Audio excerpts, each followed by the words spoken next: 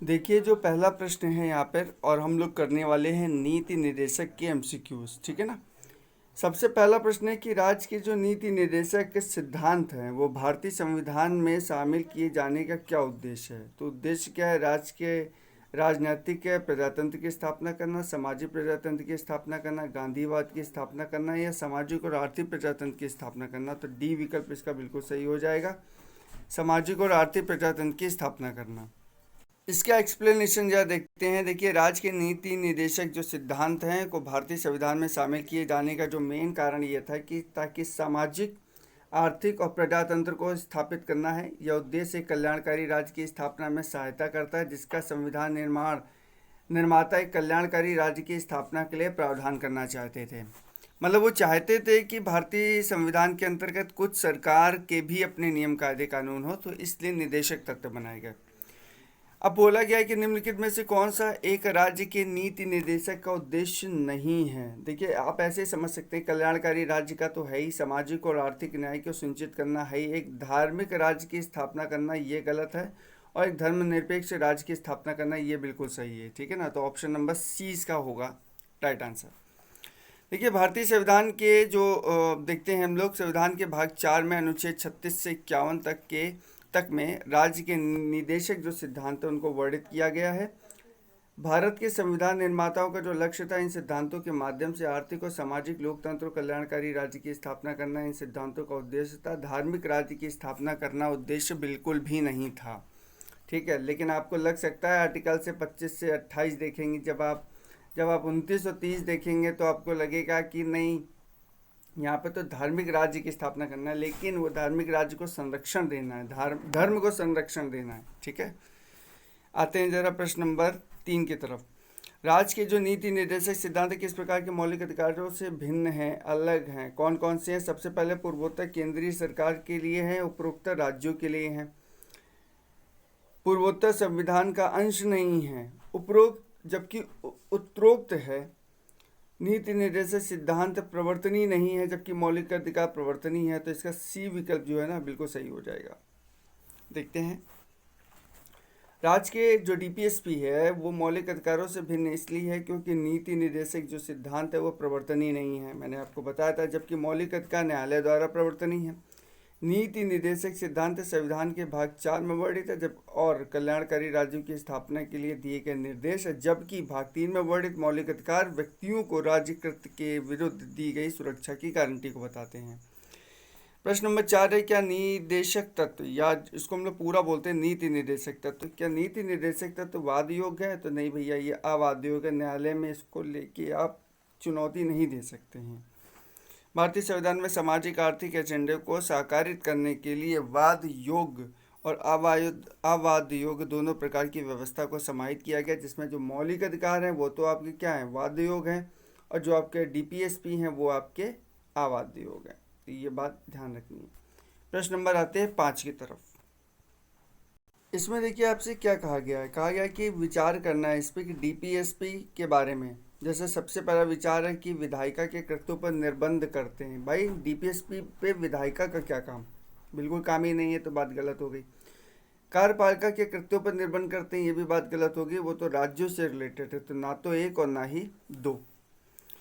DPSP जो तत्व हैं वो विधायिका, कार्यपालिका और संवैधानिक मामलों में राज्य के लिए सिफारिश है, और एमसी सीतलवाड़ा के अनुसार निर्देशक तत्व कोई विधिक अधिकार और कानूनी उपचार नहीं बनाते हैं। ये सभी राज्य क्रियाओं की विधायिका या कार्यपालिका के लिए प्रभुत्व है, भूमि पृष्ठभूमि का निर्माण करते हैं। अतः राज्य के डीपीएसपी तत्व तो विधायिका के कृत्यों पर निर्बंध है और ना ही कार्यपालिका के कृत्यों पर निर्बंध है, ठीक है।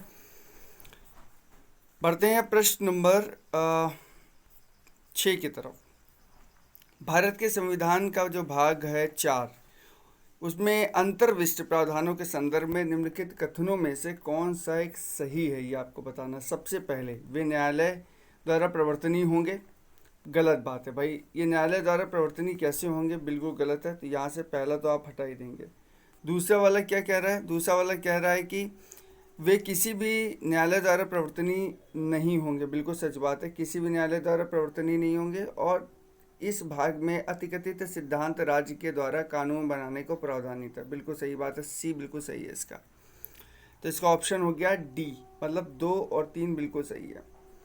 आते हैं इसके बारे में कि भारतीय संविधान के भाग 4 अनुच्छेद 36 से 51 डीपीएसपी में तत्वों से संबंधित है। इस भाव के प्रावधान किसी भी न्यायालय द्वारा प्रवर्तनीय इन्फोर्सिबल नहीं होते हैं। इसका अर्थ ये होता है कि यह संविधान का एक हिस्सा है जिसे न्यायपालिका द्वारा लागू नहीं किया जा सकता है। यद्यपि अगर हम लोग भाग 4 देखेंगे तो इसके उपबंध न्यायालयों द्वारा प्रवर्तनीय नहीं है, तथापि इस भाग में दिए गए सिद्धांत राष्ट्र के संचालन में मूलभूत हैं तथा यह सिद्धांत राज्य के द्वारा कानून बनाने में प्रभावी होते हैं।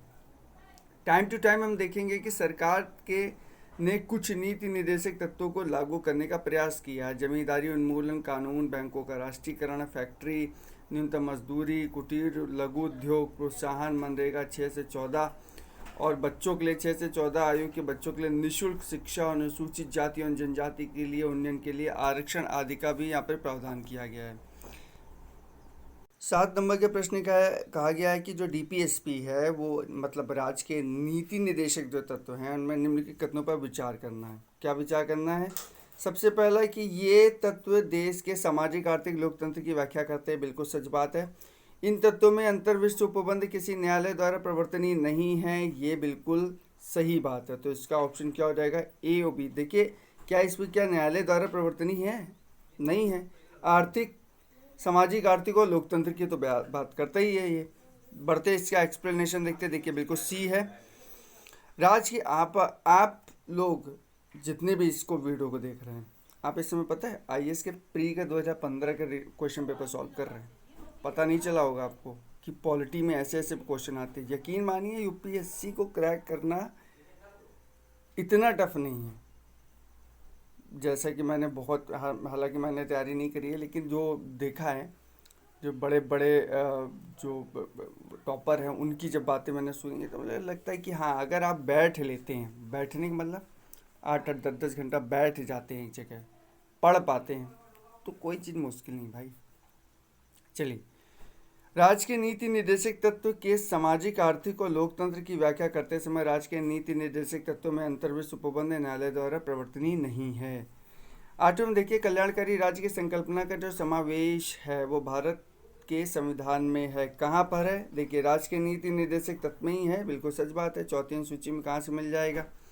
देखते हैं ऑप्शन और देखते हैं इसका ज़रा। मौलिक अधिकार में नहीं मिलेगा और प्रस्तावना में नहीं मिलेगा। बताइए कितनी बार पूछा गया? जो अभी आप प्रश्न करके आए हैं कि ये देखिए कितनी बार पूछा गया। ये कहाँ पूछा गया? ये पूछा गया बीपीएससी 41 में पूछा गया, उत्तराखंड पीसीएस पे पूछा गया, यूपी पीसीएस पे पूछा गया, आईएएस पे पूछा गया। देख लीजिए आप इसमें यूपीएससी बीपीएससी के क्वेश्चन सॉल्व कर रहे हैं। कल्याणकारी राज्य की संकल्पना का समावेश भारतीय संविधान में राज्य के डीपीएसपी में लिखा हुआ है, स्टेट के डीपीएसपी में है। ये संविधान में भाग 4 के अनुच्छेद 36 से 51 में शामिल किया गया है। ठीक है ना, 36 से 51 में शामिल किया गया है। भारतीय संविधान की प्रस्तावना राज्य व्यवस्था के उद्देश्यों का उल्लेख करती है कि राज्य में अपने नागरिकों को सामाजिक आर्थिक एवं राजनीतिक न्याय, विचार, अभिव्यक्ति और विश्वास, धर्म उपासना करना है। स्वतंत्रता तथा प्रतिष्ठा एवं अवसर की समानता उपलब्ध कराएगा, जो एक कल्याणकारी राज्य के आदर्श का प्रतीक है, जिसके अतिरिक्त नीति निर्देशक तत्व कल्याणकारी राज्य की स्थापना हेतु राज्य को निर्देशक तत्व कहते हैं। इस प्रकार प्रस्तावना और नीति निर्देशक तत्व दोनों में कल्याणकारी राज्य का विचार पाया जाता है। यद्यपि यदि दोनों के चयन का विकल्प न हो तो इस प्रकार उत्तर नीति निर्देशक तत्व ही होगा। उल्लेखनीय है कि संघ राज्य सेवा आयोग अपनी उत्तर कुंजी में इस प्रश्न का उत्तर नीति निर्देशक तत्व ही दिया था। अब देखिए ये क्वेश्चन है कि भारत के संविधान में 9वें नंबर का क्वेश्चन है, संविधान का कौन सा जो भाग है कल्याणकारी राज्यों के आदर्श की घोषणा करता है। देखिए अभी लेटेस्ट में आया, समझ रहे हैं, लेटेस्ट में आया। तो किस में आएगा? आपको डीपीएसपी में। पहला विकल्प बिल्कुल सही है। आपने यूपीएससी का क्वेश्चन सॉल्व कर रहे हैं, समझिए आप। संविधान का कौन सा जो भाग है वो कल्याणकारी राज्यों का आदर्श घोषित करता है। फिर से देखिए वही रिपीटेड क्वेश्चन आ गया। तो ये कहाँ का आया? 14-15 में। तो ये आ गया ये डीपीएसपी में। ठीक है, देखिए भारत के जो कल्याणकारी राज्य होने का जो विचार पाया जाता है वो किस में है? देखिए संविधान की प्रस्तावना में तो पाएगा नहीं, ठीक है, मौलिक अधिकारों में होगा नहीं। अब देखिए कहाँ पर होगा? ये आपको दिख सकता है राज्य के नीति निर्देशक तत्व में या ए और सी दोनों में। तो देखिए तब तो ए और सी दोनों में हो जाएगा। ए मतलब प्रस्तावना में भी है और प्रस्तावना में ही तो नीति निर्देशक तत्व लिखे हुए हैं, तो इसलिए डी विकल्प इसका बिल्कुल सही हो जाएगा। बढ़ते हैं प्रश्न नंबर 12 की तरफ। राज्य के जो नीति निर्देशक तत्व हैं उसमें सहज अध्ययन के लिए निम्न में से कौन सा भाग विभाजन के लिए किया जा सकता है? तो वो है आपका उपरोक्त सभी समाजवादी, उदारवादी और बौद्धिकता और गांधीवादी, तीनों वहाँ पे पॉइंट्स हैं। भारतीय संविधान के अंतर्गत राज्य के नीति निर्देशक तत्वों का उल्लेख भारत के 4 के अनुच्छेद 36 से 51 के तहत किया गया है। इसमें आयरलैंड के संविधान से इसको लिया गया है।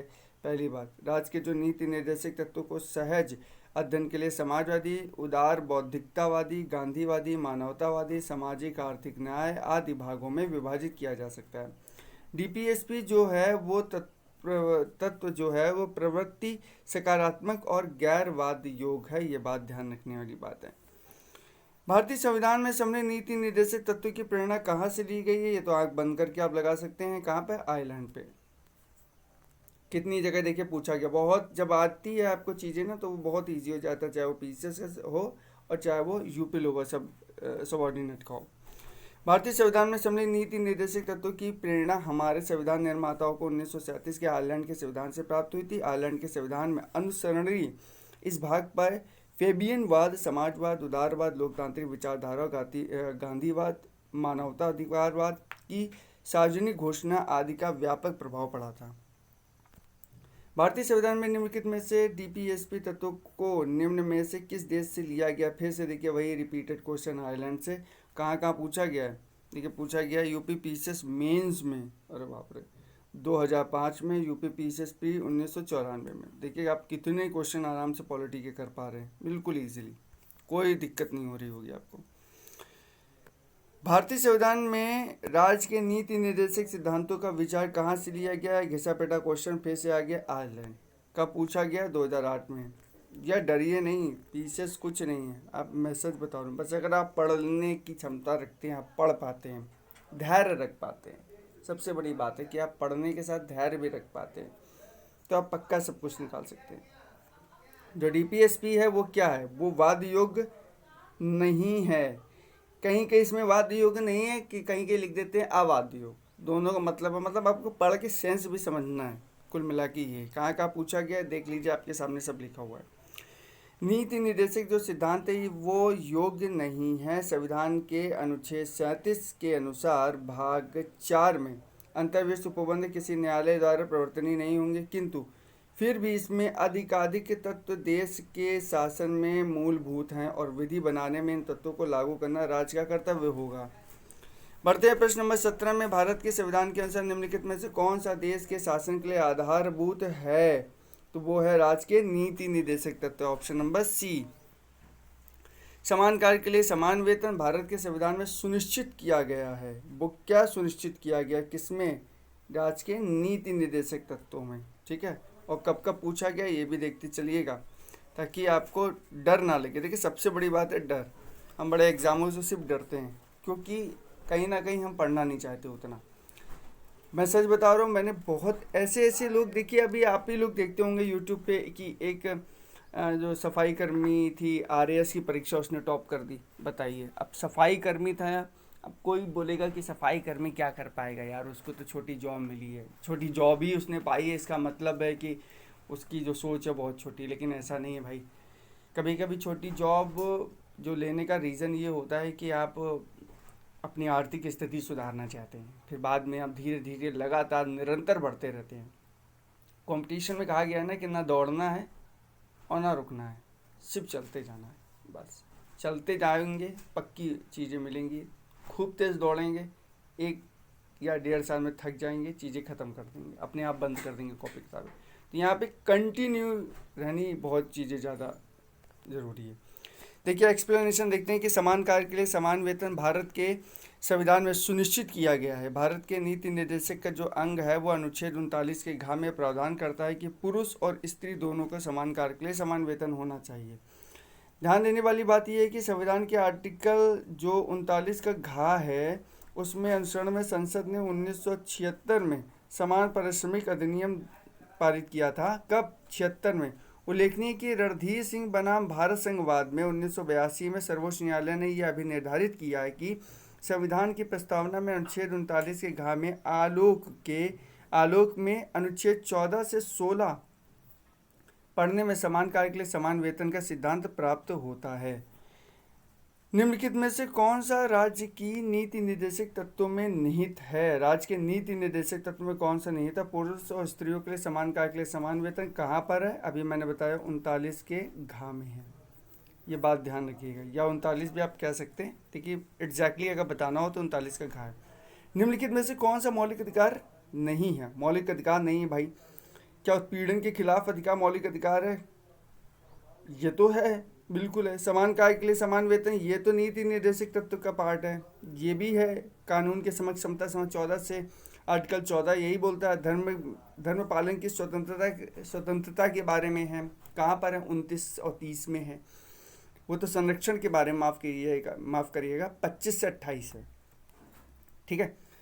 समान कार्य के लिए समान वेतन जो मैंने अभी आपको बताया है वो उल्लेखनीय है। संविधान में मौलिक अधिकार में ना होकर राज्य के नीति निर्देशक तत्वों के अंतर्गत आता है आर्टिकल नंबर 39 में, जबकि प्रश्न में ये मौलिक अधिकार के रूप में बताया गया है।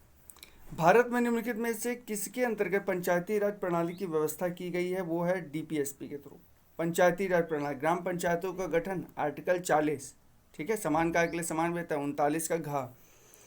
अब देखते हैं इसमें भारतीय संविधान में भाग 4 के तहत DPSP सिद्धांतों के अंतर्गत पंचायती राज प्रणाली की व्यवस्था की गई है। संविधान का अनुच्छेद 40 राज्यों के लिए ग्राम पंचायतों के गठन का प्रावधान करता है। इसके अनुसार राज्य ग्राम पंचायतों का संगठन करने के लिए कदम उठाएगा और ऐसी शक्तियां और प्राधिकार प्रदान करेगा जो उन्हें स्वायत्त शासन की इकाइयों के रूप में कार्य करने योग्य बनाने के लिए आवश्यक हो।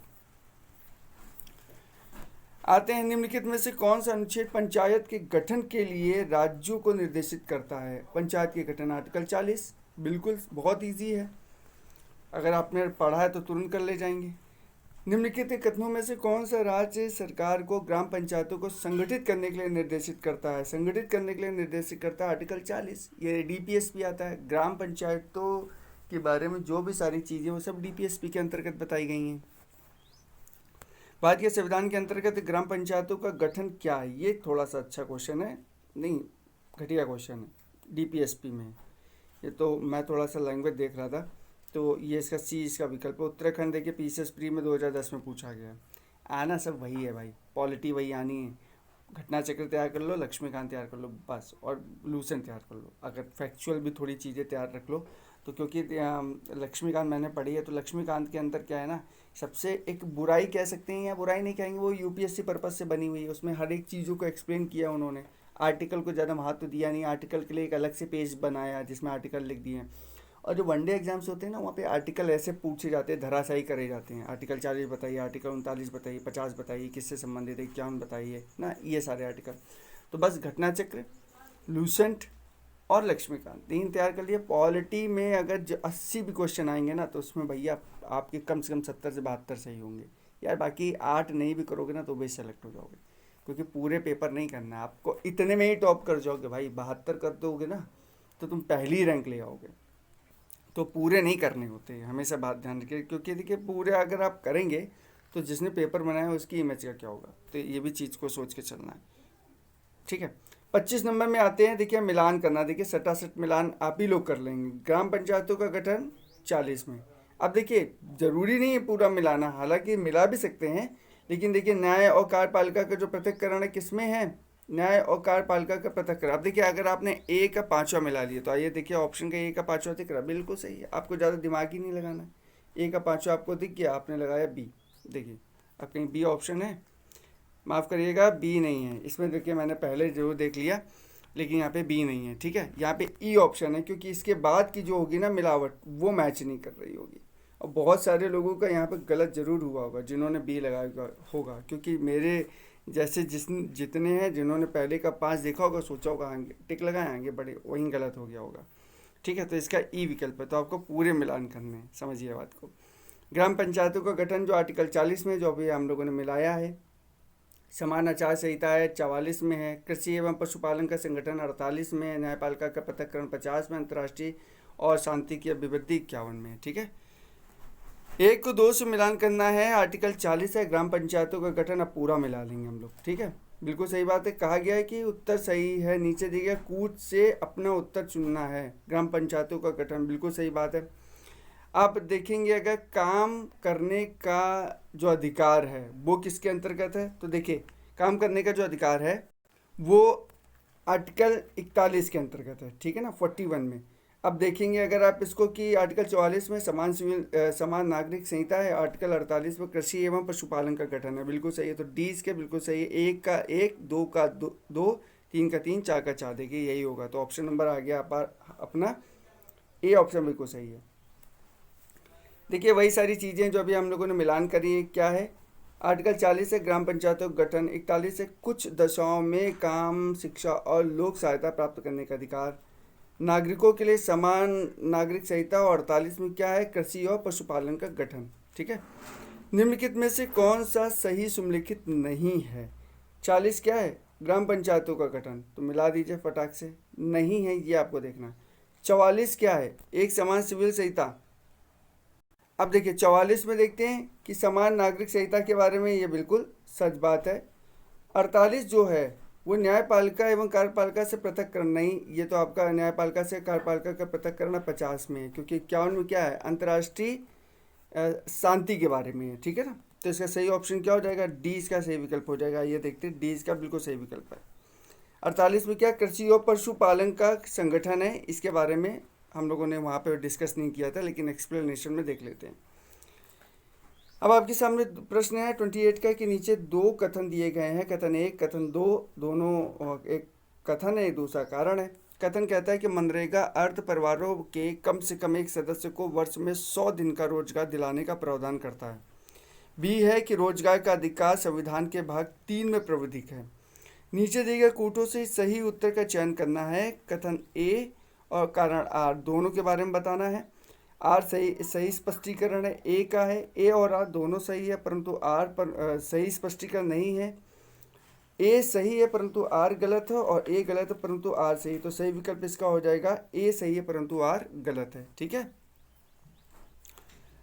देखिए महात्मा गांधी जो राष्ट्रीय रोजगार गारंटी जो अधिनियम है, जिसको हम लोग मनरेगा बोलते हैं, वो भारत में लागू एक रोजगार गारंटी योजना है, जिसमें वर्ष 2005 द्वारा लोकसभा द्वारा अधिनियमित किया गया था। यह योजना प्रत्येक वित्तीय वर्ष में किसी भी ग्रामीण परिवार के उन वयस्क सदस्यों को 100 दिन का रोजगार उपलब्ध कराती है जो सार्वजनिक न्यूनतम मजदूरी पर सार्वजनिक कार्य संबंधी अकुशलता मजदूरी करने के लिए तैयार है। यह संविधान के भाग 4 के आर्टिकल 41 में प्रावधान कुछ दशाओं में काम, शिक्षा और लोक सहायता प्राप्त करने के अधिकार के बारे में बताता है। संविधान के भाग 3 जो कि मौलिक अधिकार में है, उसमें रोजगार का अधिकार शामिल नहीं है, और इसीलिए कथन जो ए है वो सही है, लेकिन कारण आर गलत है। मनरेगा कार्यक्रम जो है वो निम्नलिखित में से संविधान के किस अनुच्छेद को लागू करता है, तो 43 बताया गया ना कि कुछ स्थितियों में काम पाने का अवसर बताया गया है। आर्टिकल जो 40 है वो किस में है, वो आपको पता ही होगा, अभी हम लोगों ने बात करी थी। ठीक है, आर्टिकल 40 के बारे में भारतीय संविधान के जो तहत भाग जो 4 में नीति निर्देशक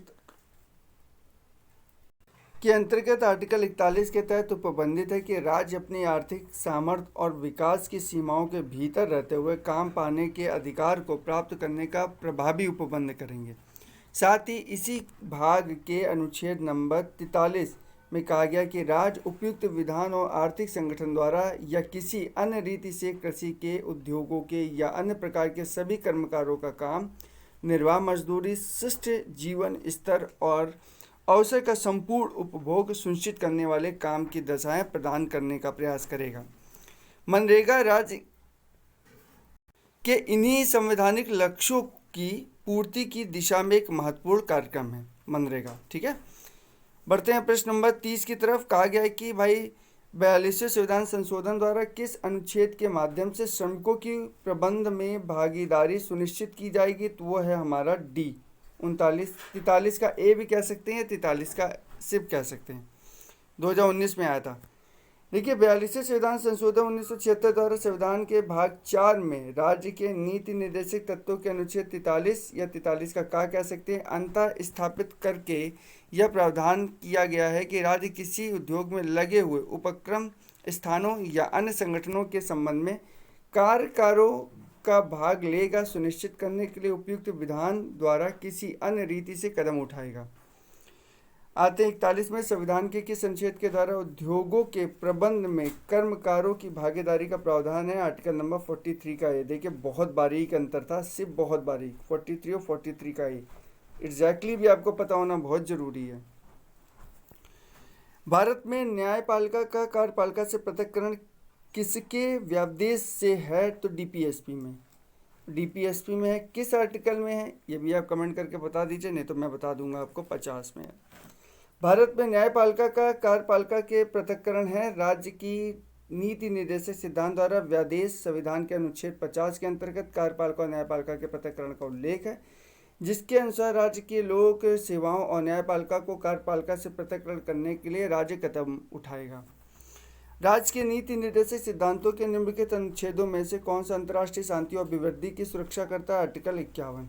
ये तो बहुत ही पढ़ा हुआ है। आर्टिकल 43 में काम पाने का अधिकार है, जिसमें मनरेगा आता है। आर्टिकल 48 और आर्टिकल 41 ये दोनों मुझे कमेंट करके बताइएगा। देखिए अब हालांकि देख ही लिया आपने। आर्टिकल जो 41 है इसमें देखेंगे हम लोग तो यहाँ पे देखने को मिलेगा तो 51 अंतर्राष्ट्रीय शांति और सुरक्षा के संवर्धन से संबंधित है। ग्राम काम शिक्षा लोक सहायता पाने का अधिकार है। उद्योगों के प्रबंध में कर्मकारों के भाग लेने का अधिकार है। 48 का जो है वो पर्यावरण संरक्षण संवर्धन और वन एवं वन जीव की रक्षा के बारे में है। बढ़ते हैं प्रश्न नंबर प्रश्न नंबर था 34 में, थोड़ा सा कट गया है। भारत के संविधान में अंतर्राष्ट्रीय शांति और सुरक्षा की अभिवृद्धि का उल्लेख कहाँ पर है? तो डीपीएसपी में है, ऑप्शन नंबर बी।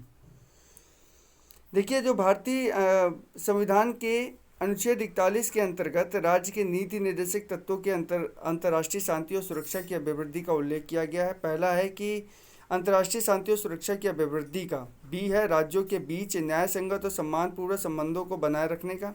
सी है संगठित लोगों के एक दूसरे से व्यवहारों में अंतर्राष्ट्रीय विधि और शांति व्यवधाओं के प्रति आदर बढ़ाने का। अंतर्राष्ट्रीय विवादों के मध्यस्थता द्वारा निपटारे के लिए प्रोत्साहन देने का प्रयोग करेगा। प्रश्न नंबर 35 है कि भारतीय संविधान का कौन सा जो भाग है वो अंतर्राष्ट्रीय शांति और सुरक्षा के प्रति राज्य के उत्तरदायित्व का उल्लेख करता है? तो वो है हमारा सी। ठीक है, अब देखते हैं कि भारतीय संविधान का कौन सा जो भाग है, कौन सा अनुच्छेद है भारत की विदेशी नीति से संबंधित है? तो वो है आपका 51, क्योंकि अंतर्राष्ट्रीय अभिवृद्धि के बारे में बोलते हैं ना, तो 51 है। 37 नंबर का प्रश्न है भाई निम्नलिखित में से कौन सा संविधान 42वें संविधान संशोधन द्वारा नीति निर्देशक तत्वों में नहीं जोड़ा गया? तो वो कौन नहीं जोड़ा गया? शोषण से बच्चों एवं अल्पवयस्कों की सुरक्षा, ये तो जोड़ा गया था। समान न्याय व निःशुल्क विधि सहायता भी जोड़ा गया था। समान आचार संहिता नहीं जोड़ा गया था, तो यही इसका सी विकल्प बिल्कुल राइट हो जाएगा। बढ़ते हैं इसका एक्सप्लेनेशन देखते हैं। देखिए समान आचार संहिता जो 42वें संविधान संशोधन अधिनियम द्वारा शामिल नहीं किया गया था, यह मूल अधिकारों के तहत ही अनुच्छेद 44 में वर्णित है। निम्नलिखित प्रावधान 42वें संविधान संशोधन अधिनियम द्वारा नीति निर्देशक तत्वों में जोड़े गए हैं। बच्चों को स्वस्थ विकास के अवसर और सुविधाएं तथा शोषण से बच्चों एवं अल्पवय व्यक्तियों की सुरक्षा। 39 का 4 समान न्याय व निःशुल्क विधि सहायता कानूनी सहायता। अनुच्छेद 39 का उद्योगों के प्रबंधन में श्रमिकों की भागीदारी। अनुच्छेद 43 का और पर्यावरण का संरक्षण एवं संवर्धन एवं वन जीवों की रक्षा। अनुच्छेद 48 का। देखिए संविधान के 42वें संविधान संशोधन द्वारा निम्नलिखित में से कौन सा सिद्धांत राज्य के नीति निर्देशक तत्वों में जोड़ा था, ये आपको बताना है। तो देखिए कौन सा जोड़ा गया था? बी वाला ऑप्शन इसको बिल्कुल सही है। उद्योग एवं प्रबंधों में कर्मकारों की सहभागिता, ये चीज़ यहाँ पे जोड़ दी गई थी। ठीक है, आइए एक्सप्लेनेशन देखते हैं। क्वेश्चन नंबर देखते हैं 39। आपको यहाँ बताना शोषण के विरुद्ध जो स्वीकृति है, स्वीकृत करता है शोषण के विरुद्ध, कौन सा स्वीकृत करता है? देखिए तो इस पर बच्चों के लिए बिल्कुल सही है, शोषण के विरुद्ध करता है, स्त्रियों के लिए करता है, जनजातियों के लिए भी करता है, दलितों के लिए एक अलग से प्रावधान बना हुआ है। ठीक है, तो इसका सी विकल्प बिल्कुल सही है। बच्चों में स्त्री और जनजातियों के शोषण के विरुद्ध अधिकार स्वीकृति करता है, जबकि दलित शब्द का संविधान में उल्लेख है ही नहीं। और पहली बात तो दलित नहीं है, जन प्रतिनिधित्व वर्ड है। ठीक है, बढ़ते हैं हम लोग। निम्नलिखित में से 40 नंबर का प्रश्न है कि जो डीपीएसपी है वो तत्व नहीं होता है। कहाँ नहीं होता? देखिए, 14 वर्ष तक की आयु के बच्चों को निःशुल्क शिक्षा जो है वो देने का जो काम है वो डीपीएसपी तत्व का नहीं है। वो किसमें है? मौलिक कर्तव्यों के अंतर्गत आता है। संविधान में जो मद्य निषेध है वो 47 में है, गौरक्षण जो है वो 48 में है, पर्यावरण संरक्षण 48 का जो का है, डीपीएसपी जो है 14 वर्ष की आयु के बच्चों के लिए निःशुल्क एवं अनिवार्य शिक्षा को उपबंध करने आर्टिकल 45 में है। नीति निर्देशक तत्व कहा गया है 46वें में संविधान संशोधन 2002 के बाद अनुच्छेद 41 के का के तहत अब ये मूल अधिकार बन गया है। और अनुच्छेद 45 के तहत क्या हो गया है? वो शैशव पूर्व देखभाल तथा 6 वर्ष से नीचे की आयु के बच्चों के लिए शिक्षा की व्यवस्था को शामिल किया गया है। क्वेश्चन नंबर 41 है, फिर से देखिए डीपीएसपी का उस पर बताना कौन सा तत्व नहीं है। तो कौन सा तत्व नहीं है? यही 16 वर्ष से कम आयु का बच्चा, ये इसका तत्व नहीं है। ठीक है, पढ़ते हैं 42 पे। देखिए फिर से देखना है इसमें कौन सा तत्व शामिल है, ये इस बार देखना है कौन सा तत्व शामिल है। देखो, मानव के दुर्व्यापार एवं बलाश्रम, ये किस में है? ये तो आपका मौलिक अधिकार में है। ठीक है, मानव के दुर्व्यापार एवं बलाश्रम के बारे में। मादक पेय एवं स्वास्थ्य के लिए हानिकारक पेय पदार्थ, ये आपका दूसरे में, तो ऑप्शन नंबर हो गया आपका केवल बी। ठीक है, देखिए जो डीपीएसपी है उसके अंतर्गत 47 के तहत मादक पेय और स्वास्थ्य के लिए हानिकारक औषधियों के प्रयोजनों से भिन्न उपभोग का प्रतिषेध किया गया है। मानव के दुर्व्यापार और बलात्श्रम का जो प्रतिषेध है वो मूलाधिकारियों के अंतर्गत अनुच्छेद 23 के पहले के तहत किया गया है और स्पष्ट है कि केवल कथन 2 ही सही है। प्रश्न नंबर 43, जो भारतीय संविधान में प्रतिस्थापित राज्य के नीति निर्देशक तत्वों के अंतर्गत निम्नलिखित प्रावधानों पर विचार करना है। पहला क्या है? भारतीय नागरिकों के लिए समान सिविल संहिता, बिल्कुल सच बात है और बिल्कुल इसमें कहा भी गया है। ठीक है, दूसरा देखते हैं। देखिए, माफ़ कीजिएगा, दूसरा नहीं, पहला वाला जो इसमें है वो नहीं है इसमें। ठीक है, ग्राम पंचायतों का गठन आर्टिकल 40 में ये है। ग्रामीण क्षेत्रों में कुटीर उद्योगों को प्रोत्साहन करना, ये भी है। ठीक है, और सभी कर्मकारों के लिए यथोचित अवकाश एवं संस्कृति अवसर उपलब्ध कराना, ये नहीं है। तो आप देखिए इसमें ऑप्शन क्या है, और इसमें नीचे लिखा भी हुआ है कि कौन सा गांधीवादी सिद्धांत है जो राज्य की नीति निर्देशक तत्वों में प्रतिबंधित है। जब आप कभी पॉलिटी को एक्सप्लेन करके पढ़ेंगे तो उसमें 2 विचारधारा दिखाई देंगी। गांधीवादी विचारधारा भी दिखाई देगी जिस आर्टिकल में गांधीवादी की छाप दिखती है, तो वो उस टाइप के क्वेश्चन ये लोग बनाते हैं। तो ये 20 का बिल्कुल सही हो जाएगा, दूसरा और तीसरा। ठीक है, देखिए इसमें वही है, सारी चीज़ें आप इसको पॉज करके पढ़ भी सकते हैं क्योंकि मैं बार बार पढ़ा चुका हूँ। ग्राम पंचायतों के गठन के बारे में बता चुका हूँ, 43 के बारे में बता चुका हूँ। ठीक है, और भी बहुत सारे जो आर्टिकल्स है 47 के बारे में, 48 के बारे में, तो बार बार रिपीट करने का कोई मतलब नहीं है, हालांकि कर ही दिया है मैंने। 44 में देखिए, निम्नलिखित में से भारत के संविधान में किसमें पर्यावरण संरक्षण एवं संवर्धन तथा वन एवं वन्य जीवों की रक्षा के प्रावधान पाए गए हैं? तो किसमें है? आपका मूल कर्तव्य में और मूल अधिकार में, दोनों में है। नीति निर्देशक तत्व में और मूल कर्तव्य में, दोनों में। ठीक है, तो इसका सी ऑप्शन बिल्कुल सही होगा। देखिए, वन एवं वन्य जीव जो अधिनियम आया था वो कब आया था? 1972 में। देखिए, 42वें संविधान संशोधन 1976 द्वारा संविधान में राज्य के नीति निर्देशक तत्वों द्वारा नीति निर्देशक जोड़े गए हैं। अनुच्छेद 48 का देखिए बार बार रिपीट हो रही है सारी चीज़ें, तो आप इसको पॉज करके पढ़ सकते हैं। ठीक है, क्वेश्चन नंबर 45, नीति निर्देशक सिद्धांत में सम्मिलित है। आपको ये बताना है भाई, राज्य के देश के पर्यावरण संरक्षण में संवर्धन का प्रयास करेगा। बिल्कुल सच बात है, ये तो सम्मिलित है ही। राज्य की किसी व्यक्ति को कानून के समक्ष समानता से मना नहीं करेगा, ये भी नहीं है। किसी राज्य में धर्म, मूल, वंश, जाति, लिंग में भेदभाव नहीं होगा, ये आर्टिकल नंबर 15 में लिखा है, तो ये भी नहीं है। अपृष्टता आर्टिकल नंबर 17 में, तो ये भी नहीं, क्योंकि ये मूल अधिकार का पार्ट है। और जो डीपीएसपी है वो आपका 36 से 51 में है, तो 36 से 51 के बीच में जो आर्टिकल्स पढ़ेंगे वो इसका भाग है। तो ये किस में आता है? ये आता है आपके 50 में। ठीक है, तो तो ये तो यहाँ पर होगा ही होगा। क्वेश्चन नंबर 46 फिर से देखिए वही है कि किसके बारे में बोला गया है कि ये है, तो प्रौढ़ शिक्षा कर्मकारों को निर्वाह मजदूरी, गरीबों की निःशुल्क विधिक सहायता और ये सारी चीज़ें। तो इसका सही विकल्प क्या हो जाएगा? प्रौढ़ शिक्षा, ऑप्शन नंबर ए। इसको पॉज करके देख लीजिएगा, बहुत बार इसको बता दिया है तो इसके वजह से वीडियो काफ़ी लंबा ना हो जाए, इसलिए मैं इसको ज़्यादा बार बार बताने की कोशिश नहीं कर रहा हूँ। डीपीएसपी निदेशक सिद्धांत संविधान में बाद में जोड़ेगा, मतलब कौन सा ऐसा था जो संविधान में बाद में जोड़े गए? तो वो है मुफ्त में कानून सलाह देना, ये बाद में ऐड किया गया। अब इसको देख लेते, देखिए मुफ्त में जो कानून जो थी ना वो बाद में जोड़ा गया है, क्योंकि ये 42वें संविधान संशोधन 1976 द्वारा ऐड किया गया था भाग 4 में। जो डीपीएसपी था वो आर्टिकल नंबर 39 पे का गरीबों के लिए मुफ्त कानूनी सहायता देना, समान न्याय व निःशुल्क विधिक सहायता का प्रावधान करने की बात हुई थी यहाँ पर। 48 के बारे में देखेंगे तो राष्ट्रीय विधिक सेवा प्राधिकरण के संदर्भ में निम्नलिखित कथनों पर विचार करना है। सबसे पहले इसका उद्देश्य जो है वो समान अवसर के लिए, समान अवसर के आधार पर समान के कमजोर वर्गों को निःशुल्क और सक्षम विधिक सेवाएं उपलब्ध कराना है, या देश भर में विधिक कार्यक्रमों और योजनाओं को लागू करने के लिए राज्य विधिक और सेवा प्राधिकरणों को निर्देशित करना है। ठीक है, तो सही विकल्प इसका हो जाएगा आपका ए और बी दोनों। एक्सप्लेनेशन मैं नहीं करूंगा, मैं बार बार कह रहा हूं कि जो बात मैं पहले 8-10 क्वेश्चनों में कर चुका हूं वही बात सारी आ रही है, तो उसको मैं करना सही नहीं समझता, तो वीडियो लंबा हो जाएगा, आप इसको पॉज करके भी देख सकते हैं।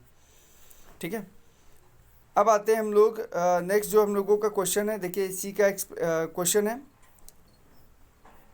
जी, तो ये सारी चीज़ें हो गई यहाँ पर हम लोगों की। ठीक है, सी का एक्सप्लेनेशन देख लिया आपने। अब आते हैं हम क्वेश्चन नंबर 49 पे। भारत में विधिक सेवा प्रदान करने के लिए प्राधिकरण निम्नलिखित में से किस प्रकार के नागरिकों को निःशुल्क सेवाएं प्रदान करते हैं? देखिए ये कुछ ऐसे क्वेश्चन हैं जो कभी कदार आते हैं इस डेटाबेस पर, तो इसको देखिए घबराना नहीं है, कभी कदार वाले क्वेश्चन है, क्योंकि ऐसे डेटाबेस वाले क्वेश्चन बहुत कम आते हैं। तो इसका सही विकल्प क्या हो जाएगा? सही विकल्प हो जाएगा आपका पहला और दूसरा, बिल्कुल सही है। इस क्वेश्चन को आप पढ़ लीजिएगा, और एक बार मैं वापस से नीचे कर दे रहा हूँ, इसको आप पढ़ के और इसको आप इसका जो विकल्प है पहला, देखिए इस टाइप के जो क्वेश्चन है ना ये बहुत डेटाबेस बहुत क्रिटिकल आती है, ये आते ही इसलिए कि ना किया जाए। मैंने आपसे कहा ना अगर 50 क्वेश्चन है तो 50 क्वेश्चन में आपको 50 नहीं करने हैं, 40 करने हैं, 35-36 में ही आपका सिलेक्शन हो जाएगा। क्योंकि अगर आप 50 से 50 करेंगे तो इस टाइप के क्वेश्चन फेस करने को मिलेंगे। इस पर अगर आपने रिस्क लिया तो गए, सही भी हो सकता है गलत भी हो सकता है, तो भैया रिस्क नहीं लेना है। ये क्वेश्चन आते ही इसलिए कि आप छोड़ें। संविधान में राज्य के नीति निर्देशक तत्वों के आर्टिकल नंबर 39 के काय के अनुसरण में भारत में विधिक सेवा प्रदान करने के लिए वाले प्राधिकरण है विधिक सेवा प्राधिकरण अधिनियम 1982 के धारा 12 के अंतर्गत पात्र व्यक्तियों को निःशुल्क विधिक सेवाएं प्रदान करते हैं। निःशुल्क विधिक सेवाएं प्राप्त करने के लिए निम्न पात्रता है, इसको आप पॉज करके देख सकते हैं। ये पात्रता है, इन पात्रता को आप ध्यान से पढ़ सकते हैं पॉज करके और पूरी तरीके से इसको देख सकते हैं। ठीक है, अब आते हैं प्रश्न नंबर 50 में। निम्नलिखित में से राज्य के नीति निर्देशक सिद्धांत में सम्मिलित नहीं है, तो किसका? सूचना का अधिकार नहीं सम्मिलित है, बिल्कुल सही है, सूचना का अधिकार तो नहीं सम्मिलित है, बाकी सब कुछ सम्मिलित है। ठीक है, अब इसको पॉज करके पढ़ लीजिएगा। देखिए बार बार मैं चाहूँ तो देखिए थोड़ा सा बता देता हूँ कि देखिए 39 का जो घा है वो पुरुषों और स्त्रियों को समान कार्य के लिए देता है। 48 जो 41 नंबर है वो कुछ दशाओं में काम के बारे में बताता है। 47 के अनुसार राज्य अपने लोगों को पोषण स्तर के जीवन को बढ़ाएगा और उनको स्वास्थ्य एवं लोक स्वास्थ्य वाली सुविधाएं देगा। सूचना का जो अधिकार है 2005 में है, जो कि आपका किसके अंतर्गत आता है? विधिक अधिकार है, और ये आर्टिकल 19 के 1 के अंतर्गत आता है। निम्नलिखित में से कौन सा नीति निर्देशक तत्व है? तो समान नागरिक संहिता, ये 44 के अंतर्गत आता है। समान नागरिक संहिता 44 के अंतर्गत कॉमन सिविल कोड के बारे में कहा जाता है। ठीक है, 52 नंबर का निम्नलिखित में से राज्य के नीति निर्देशक सिद्धांतों के विषयों की पहचान करना है। मादक निर्देश बिल्कुल है। ठीक है, अप्रशस्ता ये बिल्कुल नहीं, तो जहाँ 4 दिखे तो उसको तो फटाक से ही आपको काट देना है, क्योंकि 4 ही किसमें? आर्टिकल 17 में है। इसके अलावा जो आपके आंसर्स हैं वो हो सकते हैं, तो ऑप्शन नंबर 1 सिर्फ दिख रहा है, फैक्ट्री में कारखाने, हाँ माफ़ कीजिएगा मैंने इस पर भी ध्यान नहीं दिया, ये भी नहीं होगा, ये भी नहीं होगा, ये भी नहीं होगा, सिर्फ और सिर्फ पहला होगा। ये किस में है? आर्टिकल नंबर 47 में है। किसके लिए? मद्य निषेध। जो कारखाने हैं फैक्ट्री और बाल में काम करने वाले हैं तो वो 24 में है। 23 में आपके बारे में बताया गया बालाश्रम के बारे में, अपृष्टता है 17 के अंतर्गत। ठीक है, आइए बढ़ते हैं हम लोग प्रश्न नंबर 43 की तरफ। कौन सा तत्व नहीं है डीपीएसपी का राज्य सुनिश्चित करने का प्रयास करेगा? बिल्कुल सही है, अपृष्टता नहीं है। आर्टिकल नंबर 17 अभी बताइए मूल अधिकार का तत्व है, बाकी सारे जो तत्व डीपीएसपी का हैं। मूल अधिकार देखिए, इसको पढ़ सकते हैं। 17 में आपका अपृष्टता के बारे में है। पुरुष और स्त्रियों का समान कार्य के लिए समान वेतन है, 39 में है। जीविकोपार्जन है तो पर्याप्त साधनों का समान जो है आर्टिकल 39 का काम में है।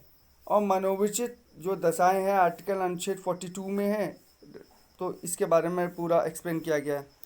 राज्य के नीति निर्देशक सिद्धांत एक ऐसा चेक है जो बैंक में ये किसने बोला था? ये बोला था केटी शाह ने। इसको समझिएगा बहुत अच्छे से, ठीक है। ये कुछ क्वेश्चन है जो भी बार बार ये इनको बोलते हैं ना 12मासी क्वेश्चन, तो 12मासी आते रहते हैं। भारत के संविधान के संदर्भ में निम्न के कथनों पर विचार करना है। कौन सा है भाई विचार करने वाला संविधान के संदर्भ में? सबसे पहला है आपका कि मूल अधिकार, ठीक है। इस पर विचार करने वाली क्या बात है, क्या बोला गया, विचार कीजिए। मूल अधिकार, ठीक है भाई, इसको पढ़ लेते हैं। मूल कर्तव्य और डीपीएसपी। भारत सरकार द्वारा आरंभ किए गए राष्ट्रीय सामाजिक सहायता कार्यक्रम में भारत के संविधान के उपयुक्त उपबंधों में से कौन सा पूरा है? तो यही 3 वाला है, क्योंकि ये डीपीएसपी के अंतर्गत आता है।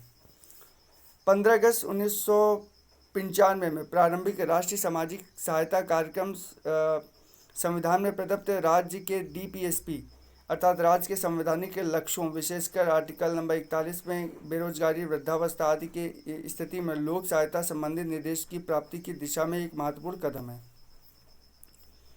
आर्टिकल क्वेश्चन नंबर आते हैं 56 में। देखिए बोला गया है कि जो चौथे में जो डीपीएसपी है, चौथे में दिए गए सिद्धांतों में से कौन सा सूचीबद्ध है? सूचीबद्ध है तो कौन सा हो जाएगा आपका? समान कार्य के लिए समान वेतन, बिल्कुल सच है। और समान नागरिक संहिता, ये भी बिल्कुल सच है। तो ऑप्शन नंबर 20 का बिल्कुल राइट हो जाएगा। बस अब यहाँ पे आप इसको पॉज करके देख सकते हैं, ठीक है।